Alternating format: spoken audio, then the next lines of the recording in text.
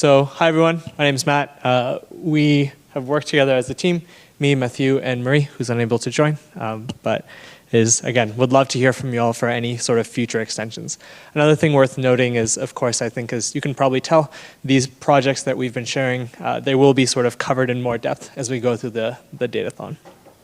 So for a brief roadmap of what we're going to be covering, I'll briefly sort of share some motivation, walk through context of motivating work, discuss our approach, and pass it off to Matthieu, cover some initial results, and then talk about next steps.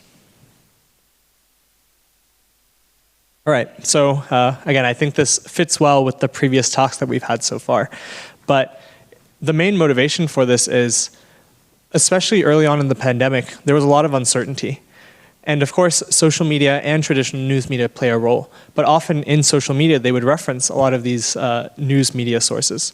So, and as you can see on the left, this is again just a little graphic to share some of the different news outlets that are out there. Then on the right, some of the headlines that we've seen.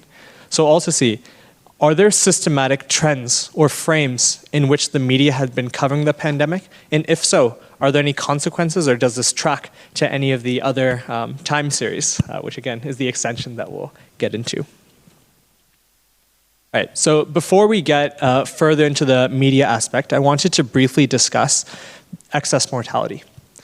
So especially early on in the pandemic, a lot of people have been using data on COVID cases or COVID deaths, right? Of course, you all are probably familiar with the Johns Hopkins dataset, for example. But one of the things that our group has done is we've been working with different state departments of health and looking at vital statistics to try and get a sense of comparing the amount of deaths in the current year to deaths in previous years, right? Simply put, looking at the average that we see, and then if it's drastically different because of COVID-19, it would be natural to kind of assume that that might be a primary driver. Again, associationally, but we're doing further investigations into more causal explanations. So what you're seeing here is on the x-axis, the number of COVID-19 deaths per 100,000, and on the y-axis, you're seeing the excess deaths. And again, in our case, we're comparing current year to the average of the previous 5 years. And if it generally tracked, we would expect to see it on the y equals x line. But what you're seeing here in the initial periods is that it actually is greater than that in region A. Again, for the sake of time, we can talk more about direct versus indirect and counted and uncounted. But what you see here generally is, especially early on in the pandemic, due to testing and even the coding of these death certificates, there were a lot of these deaths that were not covered. So excess mortality provides an interesting endpoint or way that we can evaluate what's going on. Right, so to briefly touch on this study, what the authors did here is, as again, the presenters have shared before, typically when we look at media sources, we take a first principles approach, right? And we'll go through a labeling process and classify things that may align with what we'd expect. What the authors here suggest is, what if we instead take all of the data that's out there, bubble it up, and see what naturally surfaces. So in this case, what they did was they conducted topic modeling to get rough frames, and then they used community detection to try and understand what the major themes were. And again, I will walk through this a little more in the next slide. So this is the initial result from their analysis and exploration. So this maps to generally what we see in the media of 3 rough frames: the scientific frame, the social frame, and the pandemic and containment frame. And you can see this even if you look at these nodes. For example, for the scientific frame, you see infection rates or hospitals. For the social frame, it talks about athletes, personal stories. And for the pandemic and containment frame, it talks about socioeconomic impact or businesses, for example. And this again is what naturally came up after they went through their community detection algorithm, which aligned very closely with a lot of previous work that the author had done looking at Ebola or other pandemics of the past. So looking then at the evolution of these frames, it's interesting to note that when we look at Italian media, it first starts out with the social frame. Then once there's more information and more is covered by the news, there's more of a scientific frame. And then it dips back again and social again becomes predominant. to again skip to the conclusion here, what the authors noted is when they examined this with time series data, they found that typically the social frame, when that is the primary method of discourse or the most prevalent, results in more mobility that they're seeing in terms of compliance with orders and other outcomes. So briefly again, in terms of our approach of what we did, we used the Media Cloud, which is a partnership of a number of institutions from Northeastern, Berkman Klein, MIT, et cetera, to grab metadata and information on all these articles in the US, but specifically in Colorado. And then we used the Newspaper 3K package in order to get the full text to actually conduct this analysis. What you see on the bottom is the rough analysis process. So starting off with the data cleaning, then moving on to the frames or understanding the different nodes that we try and group. And then from there, we then go into community detection using the Louvain algorithm. And then after that, the next step, which we'll get to at the end, is the time series analysis of looking at this in the future. All right, so with this, I'll pass it off to Matthieu to walk through some of our data. To go deeply into the project, we first need to understand what the data says. So Media Cloud provides us 233 media sources that came from, big newspapers in Colorado, but also local towns newspapers.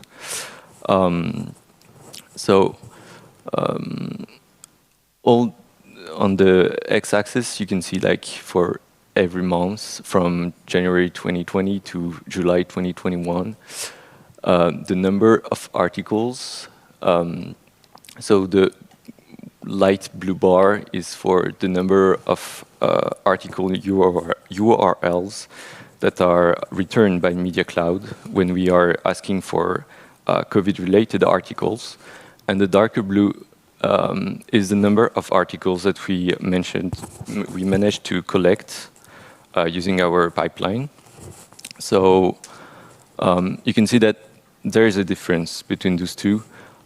Usually we have 60 to 70% of available articles, which is because there are paywalls when you're trying to collect news articles from websites. Now, the thing is, you want to associate topics to each of these articles. So how to do it in a way that you can see how it moves over time. So we gathered the data into periods, which is period 1 to 4. We have for each period around 40K articles. And again, we have 65% of available articles out of all the articles that were COVID related.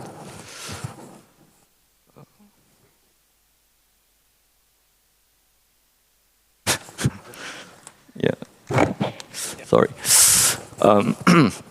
So this is the topic network that we get for period 1 in Colorado. So you can see that, in the Italian media, you have topics that gathered into 3 frames. The scientific one with topics like face masks, scientific research. The social one with topics like sports, schools, and the pandemic and containment frame with topics like CARES Act. Now, if you look a bit closer, you see that some topics seem off. For example, we have the Trump topic in the scientific frame, which, doesn't sound right. But we have to bear in mind that there's a context with this article. It's period 1, so it's January 2020 to May 2020. And usually when articles are talking about Trump, they're rather talking about Trump's response to the crisis. So it could make sense now.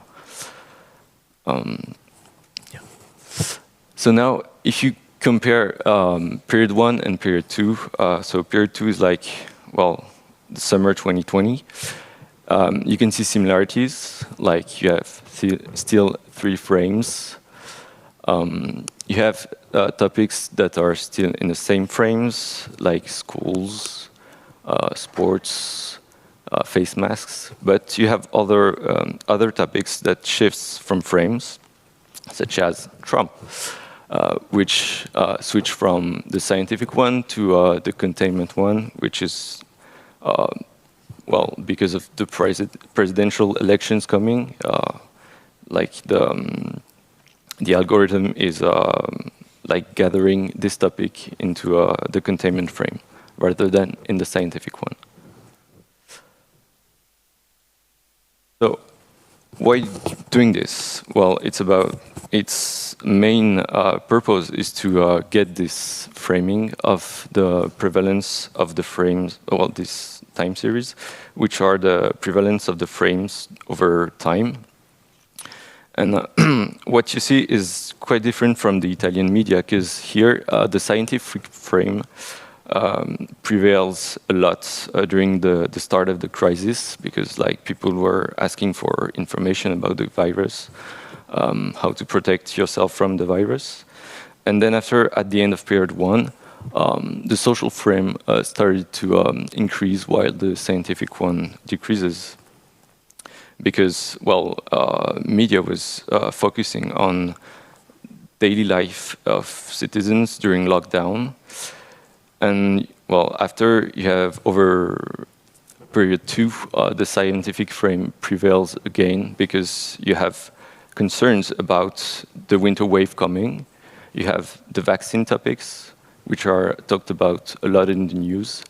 And then after it shifts down and the social frame is back again at the prevalence in the framing. So what are the next steps in this project?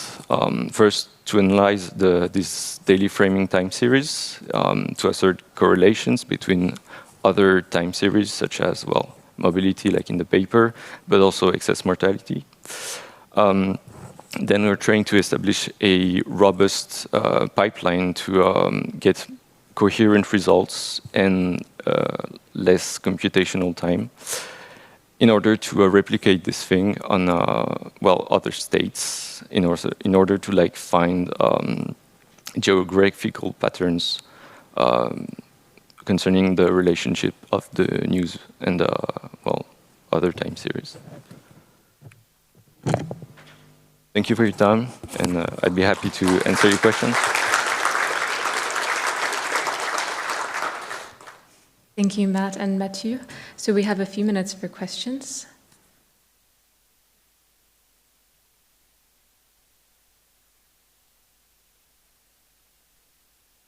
Thank you. I'm a little bit mystified about the timing on your time series. I was just looked up Colorado, and they clearly have a peak excess mortality in around December, January, the new year here, around December 2020. But none of your graphs did anything at that time. How is that? And also, why did you pick Colorado, which didn't have a lot of excess deaths relative to something like New York City or something? Yeah, so I'll answer the second question, then I'll probably ask you to repeat the first because I'm not sure I entirely followed. But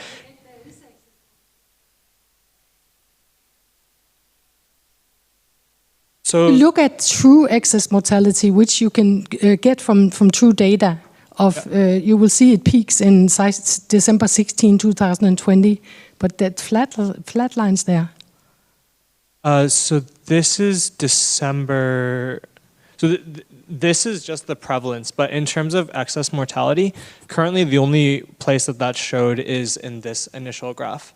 When we look at the excess mortality itself. Got it, sorry. So you're saying that from the excess mortality series that you're seeing for there, you see it in December 2020?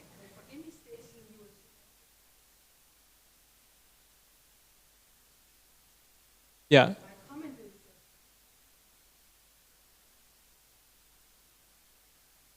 So actually the curves I show you are flattened because it's over a large period of time.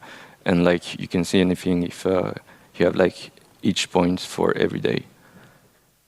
So this is why, like, you may not see like peaks, I guess. Sorry, would love to chat about this more. I think maybe I'm not understanding. Briefly to your second point, we had been working with all the departments of health, and it's been quite the cumbersome process to fill out DUA. So for everyone talking about GDPR and all the restrictions you all have, we've been filling lots of notarized forms and everything else accordingly as well. And part of why we had worked with Colorado and for the periods, et cetera, is because we've had strong buy-in from the local departments of health. So this is done working in partnership with them. So it's really just because that was the fastest to initially work on. But the map that is probably hard to see here covers what we currently have and how we're going to expand the analysis. Sure, yeah.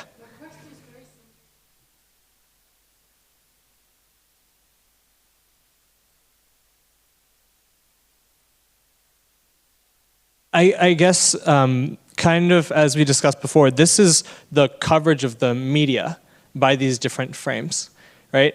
So I think even when we talk about how it's mediated, like part of why we're hoping to extend it with mobility and other things is because you can look at excess mortality as the endpoint, but it could still be mediated by a bunch of different other factors.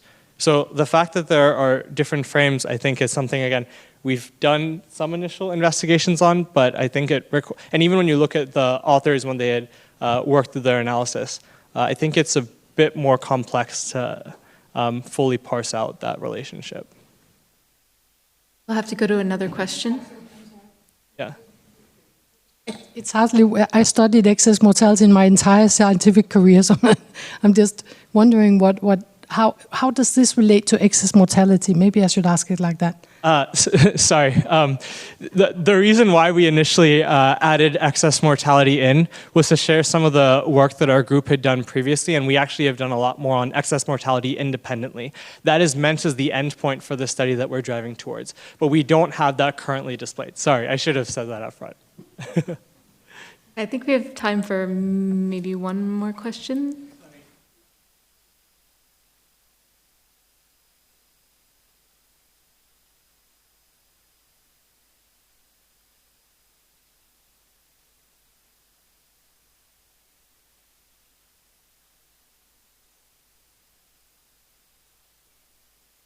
Other type of studies, it's like a co-founder. It's something, if you control for that, probably you get a clearer signal.